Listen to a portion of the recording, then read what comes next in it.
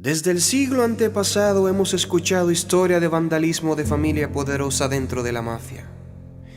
Y hemos visto personajes extremadamente históricos. Es curioso decir que por lo que muchos murieron, hoy mucho disfrutamos. En esta entrega le traemos parte de la vida de fama y fortuna de Alphonse Gabriel Capone, mejor conocido como El Capone. Alphonse Capone nació en el 1899 en Brooklyn, Nueva York. Proveniente de una familia de inmigrantes italianos muy disciplinado, con la esperanza de que todo se podía lograr con el trabajo arduo sin necesidad de hacer lo malo o lo que para la ley podría ser ilegal en ese momento. Al Capone era un niño normal, podría decirse.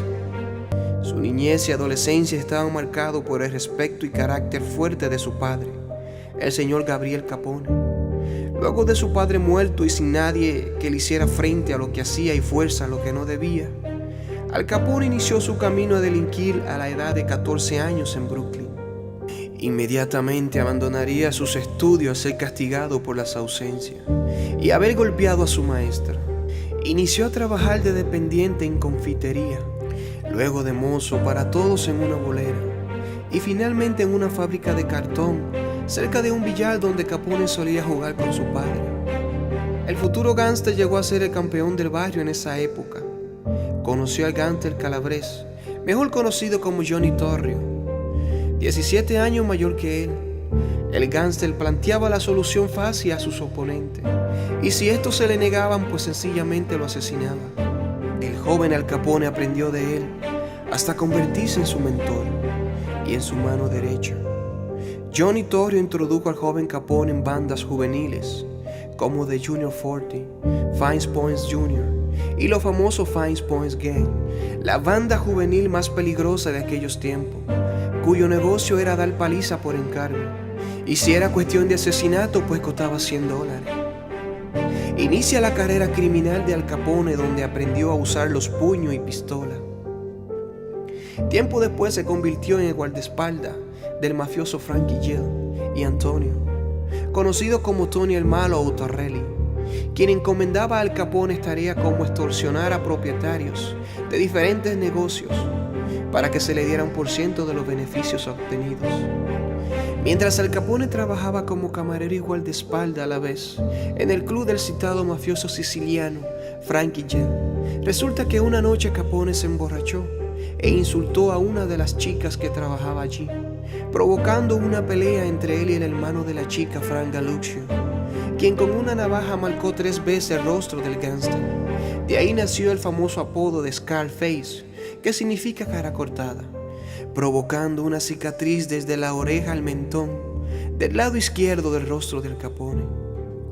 Al día siguiente, Al Capone se disculpó con Galuccio y dejó de ser el guardaespaldas de Gill, aunque seguía trabajando para él. Esta vez no vengativo, pero dice un dicho que a veces es mejor ser más inteligente que valiente, y Al Capone tenía la cabeza bien puesta, aunque la hubiera perdido el día anterior en el club. Al Capone contrató a Galuccio como su guardaespaldas y se inventó la historia de que su cicatriz se la ocasionó una bomba cuando fue llamado a servir en Francia.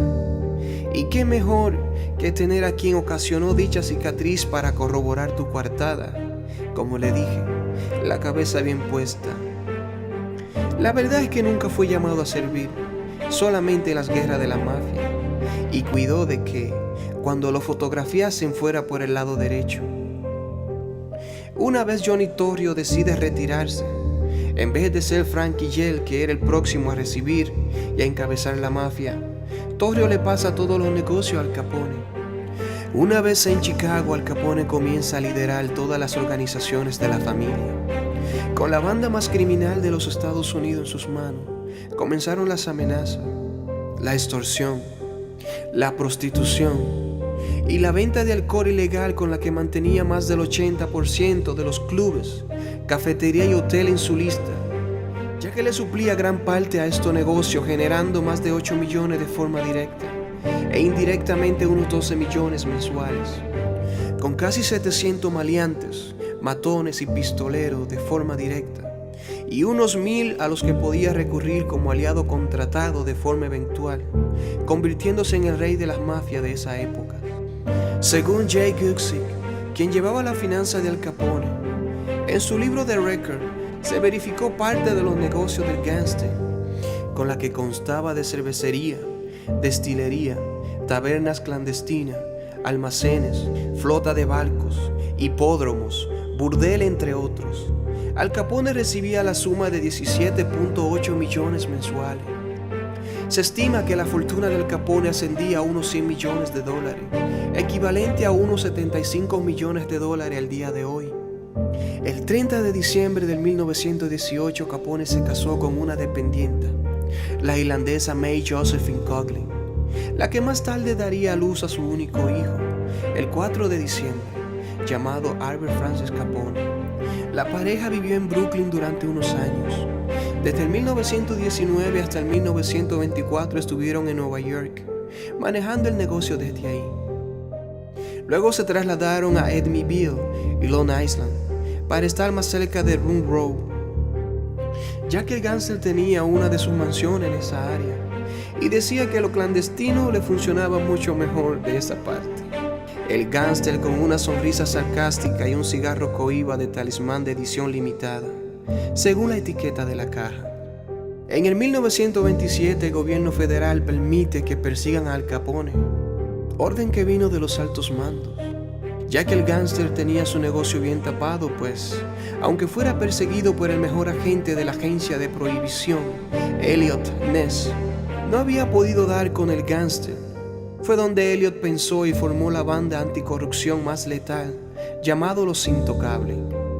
Da el crédito al agente de inteligencia de la unidad IRS, llamado Frank Jelk Wilson, quien fue capaz de conseguir recibos relacionados a Capone con ingreso por juego ilegal y testaferro. Así que lo acusaron por evasión de impuestos.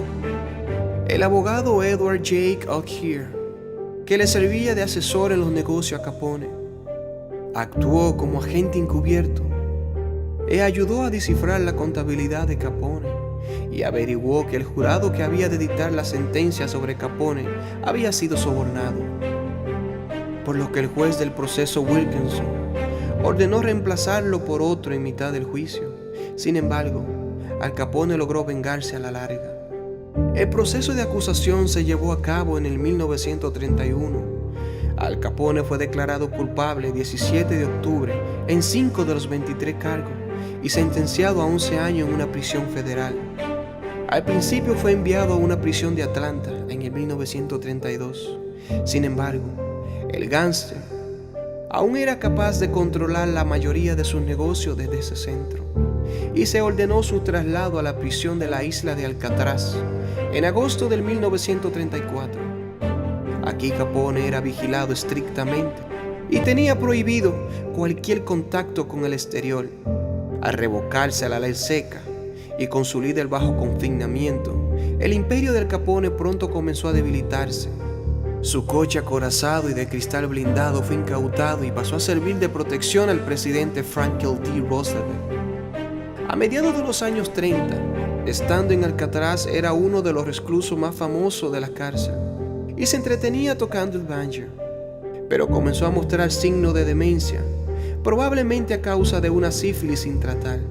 Tenía miedo a las infecciones, que contrajo al tener relaciones con prostitutas durante su adolescencia. Pasó gran parte de sus últimos años de reclusión en el hospital de la prisión y finalmente fue liberado por motivos de salud. El 16 de noviembre de 1939, no podía caminar, decía incongruencia y babeaba sin control. No estaba sin embargo tan enfermo como para olvidar la traición de O'Keefe, y este fue asesinado en ese mismo año, en el 1939. Arruinado, físicamente débil y con la mente deteriorada, se retiró a una modesta propiedad de Pan Island, en Miami Beach, Florida, donde se recluyó con su esposa del mundo exterior. El 21 de enero de 1947 sufrió un derrame cerebral y murió 4 días después de neumonía. El asesino, que se hacía pasar por el hombre de negocio, fue encontrado muerto en la bañera y lo enterraron en el cementerio Mount Olivet y luego fue trasladado al cementerio Mount Carmel, al oeste de Chicago, junto a los restos de su padre y de su hermano. En su lápida está escrito: Jesús mío, ten compasión. Si te gustan mis videos, pues suscríbete a mi canal. Esto fue parte de los secretos de Fama y Fortuna.